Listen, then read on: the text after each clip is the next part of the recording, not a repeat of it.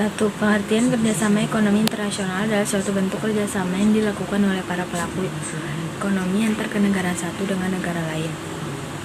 2. Meningkatkan lapangan pekerjaan, memperluas pangsa pasar, mempercepat pertumbuhan ekonomi, meningkatkan keeratan persahabatan antar negara, meningkatkan efisiensi ekonomi.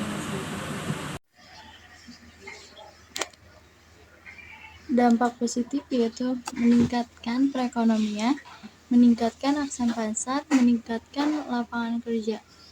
Dampak negatif dapat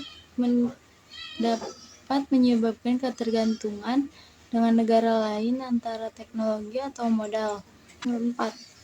Kerjasama bilateral, kerjasama multilateral, kerjasama antar regional. Contoh kerjasama antar bilateral yaitu kerjasama antara Indonesia dengan Arab Saudi.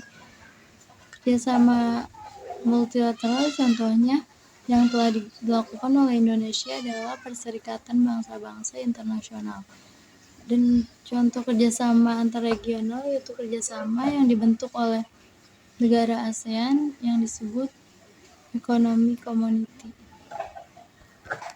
Assalamualaikum warahmatullahi wabarakatuh. Saya Tirta Maulana dari 11 IPS 1. Di sini saya akan menjelaskan nomor 5. Yang pertama itu ada Persatuan Bangsa-Bangsa PBB. PBB adalah organisasi internasional antar pemerintah yang bertujuan untuk menjaga perdamaian dan keamanan internasional, membina hubungan persahabatan antar bangsa dan membangun kerjasama internasional. Pada saat didirikan, PBB memiliki 193 negara anggota. Jumlah ini hampir mencakup seluruh negara di dunia. Negara terakhir yang bergabung dengan PBB adalah Sudan Selatan pada 2011 lalu.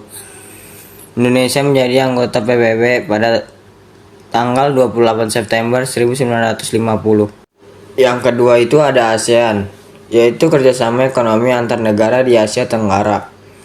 ASEAN didirikan pada tanggal 8 Agustus 1967 di Bangkok atas prakarsa Indonesia, Malaysia, Singapura, Filipina, dan Thailand. Pendiri ASEAN berdasarkan deklarasi Bangkok. Tujuan utama ASEAN adalah mengadang kerjasama dalam bidang ekonomi, sosial, dan budaya antar negara. Yang ketiga adalah AFTA, merupakan perwujudan kesepakatan dari negara Asia Tenggara untuk membentuk kawasan perdagangan bebas.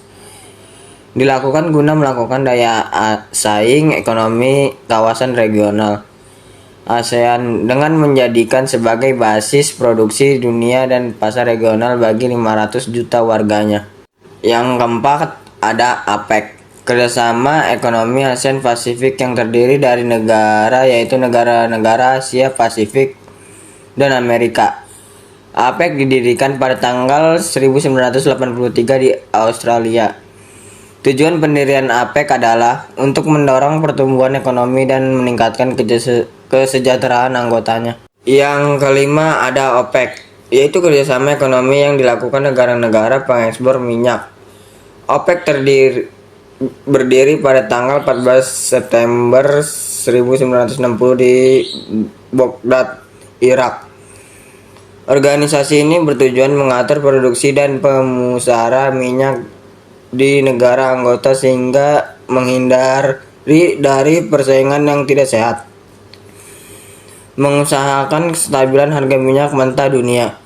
Namun Indonesia memutuskan untuk keluar dari OPEC sejak tahun 2016. Adalah organisasi internasional yang didirikan untuk mempererat kerjasama moneter global, memperkuat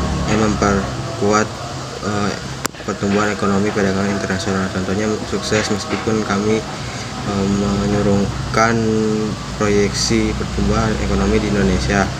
Terus ada FAD. FAD adalah organisasi internasional yang didirikan oleh Perserikatan Bangsa-Bangsa yang bertujuan untuk mencegah kelangkaan pangan di bidang produksi. Contohnya Vietnam yang meningkatkan kualitas produksi untuk mencegah kelangkaan pangan.